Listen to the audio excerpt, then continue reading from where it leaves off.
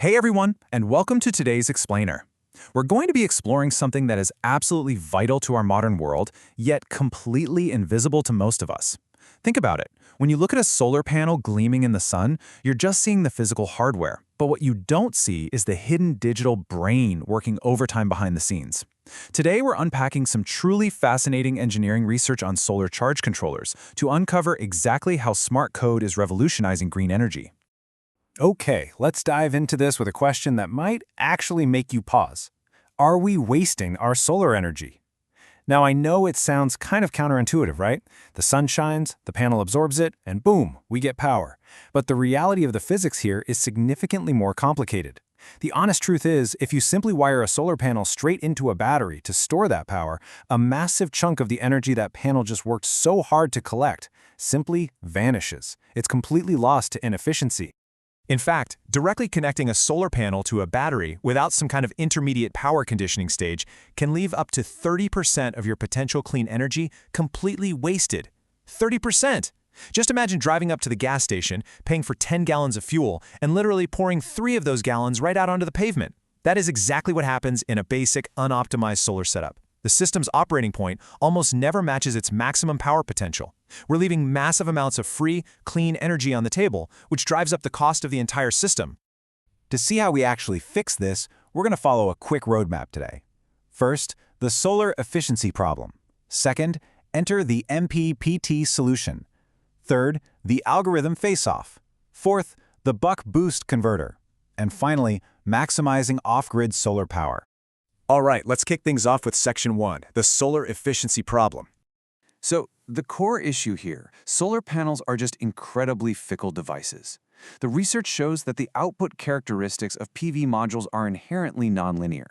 Basically, they're super sensitive to their environment. If a random cloud passes over, what engineers call a change in irradiance, or if the midday heat spikes the panel's temperature, the electrical output just drops dramatically. The whole relationship between voltage and current is constantly shifting around. It's kind of like a car stuck in one single gear. When you hit a steep hill, like a sudden drop in sunlight, the engine bogs down because it can't shift to adapt to those new conditions. It's wildly inefficient. Which leads us right into Section 2. Enter the MPPT solution. So the crucial point is this brilliant concept known as Maximum Power Point Tracking, or MPPT. Think of MPPT as a digital control strategy that acts as a highly intelligent middleman between your solar array and your battery. At any given split second, based on the current sunlight and the temperature, there is one unique combination of voltage and current where that panel produces its absolute maximum power. The MPPT's entire job is to constantly hunt for that exact sweet spot, tweaking the system in real time to make sure the panel operates at absolute peak efficiency, completely stopping that 30% energy loss. Now for the fun part, Section 3. The algorithm face-off. In the engineering world, we've basically got 2 heavyweight pieces of software competing to solve this puzzle. In one corner, we have Perturb and Observe, or P&O. In the other corner, we've got Incremental Conductance, or IC. You can kind of think of P&O as the reliable but maybe a little clumsy trial and error worker. It just tries something, sees if it works, and reacts. IC, on the other hand, that's your sharp, math-savvy, exact calculator. It uses advanced calculus to know exactly where it needs to go. Let's see how they both tackle this. The Perturb and Observe method is super popular, mostly because it's wonderfully simple and very cheap to pull off. It operates in an endless 3-step loop. First, the algorithm slightly nudges the operating voltage. It perturbs it. Second, it checks the output. Did the power go up or down?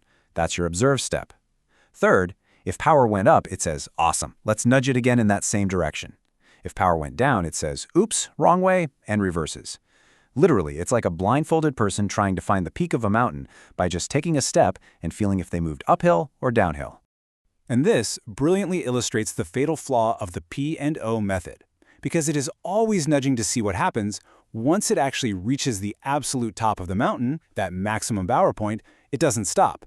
It takes a step forward, goes down, steps backward, goes down, steps forward again. It just constantly oscillates right around the sweet spot. Plus, if a cloud suddenly rolls in and sunlight drops rapidly, the P&O algorithm gets totally confused.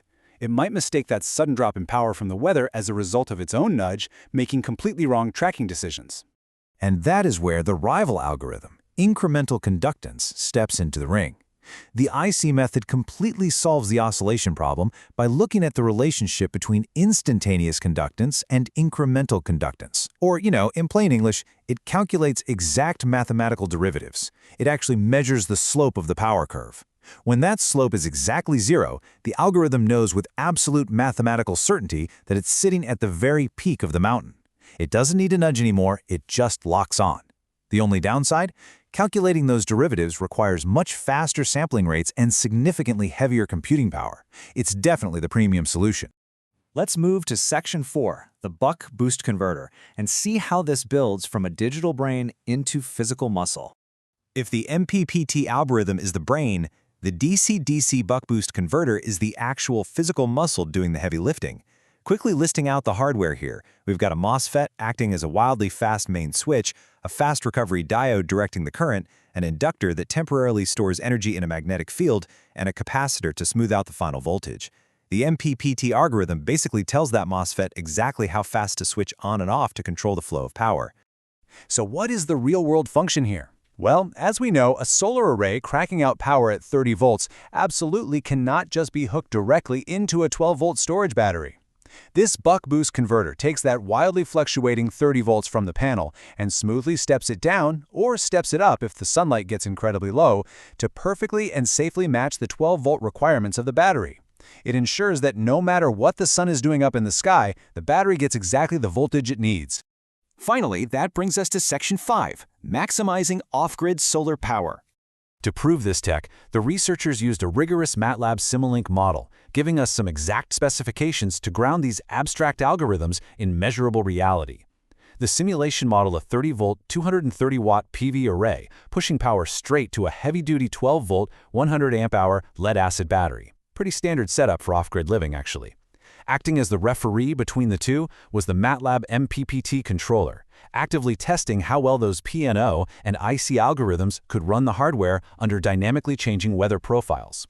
And you know what? The results are totally definitive. The simulations prove that when you combine the pinpoint accuracy of the incremental conductance algorithm with the efficiency of a buck-boost converter, you practically erase that 30% energy loss. The IC method easily outperformed the simpler PNO method in both accuracy and stability during rapid weather changes. So what's the takeaway for us? Well, it means extended battery life because charging is optimized, and it means lower off-grid energy costs because you're capturing every single drop of sunlight you pay for, meaning you can use smaller, cheaper solar arrays to do the exact same amount of work. I want to leave you with this really provocative thought straight from the source material. Intelligent control algorithms and efficient power electronics are the key to unlocking a fully sustainable energy future. It's just incredible to think about. The path to saving our planet and fully transitioning to green energy isn't just about slapping down bigger solar panels. It's about writing smarter code. It's about optimizing the hidden digital brain inside the machinery. So next time you see a solar panel up on a roof, ask yourself, is it just sitting there, or is it actively hunting for that perfect power point? Thanks so much for joining me on this explainer. Keep asking questions, and I'll catch you next time.